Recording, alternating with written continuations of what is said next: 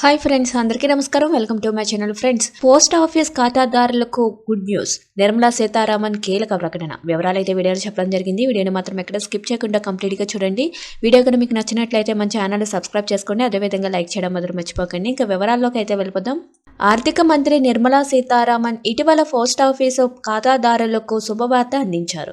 ఫిబ్రవరి 1, 2025 నుండి post office recurring deposit పథకంలో కొన్ని మార్పులు అమల్లోకి వచ్చాయి.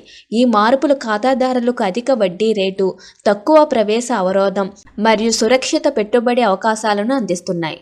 పోస్టాఫీస్ రికరింగ్ డిపాజిట్ పథకంలో ఆకర్షణీయమైన మార్పులను ప్రవేశపెట్టారు. ఈ పథకం ద్వారా ఖాతాదారులు తమ పొదుపులను సురక్షితంగా పెంచుకోవచ్చు.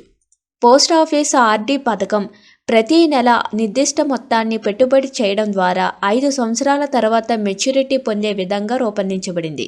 ఈ పథకం ద్వారా ఖాతాదారులు నెలకు కనీసం ₹100 ప్రారంభించవచ్చు మరియు గరిష్ట పరిమితి లేదు. ఈ విధంగా చిన్న పెట్టుబడిదారులు కూడా ఈ పథకంలో పాల్గొనవచ్చు. ఫిబ్రవరి 1, 2025 నుండి ఈ ఆర్డీ పథకానికి 7.5% వార్షిక వడ్డీ రేటు అందుబాటులో ఉంది. ఇది సురక్షితమైన పెట్టుబడులను కోరుకునే వారికి ఆకర్షణీయమైన ఎంపిక. ఉదాహరణకు నెలకు $840 పెట్టుబడి పెడితే 5 సంవత్సరాల తర్వాత మొత్తం $72,665 పొందవచ్చు. ఇది ఉద్యోగాలపై ఎలాంటి ప్రభావం చూపిస్తుందో ఇక్కడ మనం తెలుసుకుందాం. ఈ మార్పులు పోస్టాఫీస్ ఉద్యోగులకు కూడా ప్రయోజనకరంగా ఉంటుంది.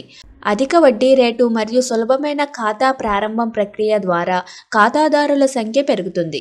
ఇది ఉద్యోగుల పనిభారం పెరుగుదలకు దారితీయవచ్చు. అయితే ఇది ఉద్యోగులకు కొత్త అవకాశాలను కూడా అందిస్తుంది, ఎందుకంటే పెరుగుతున్న ఖాతాదారులతో ఉద్యోగుల పనితీరు మెరుగుపడుతుంది.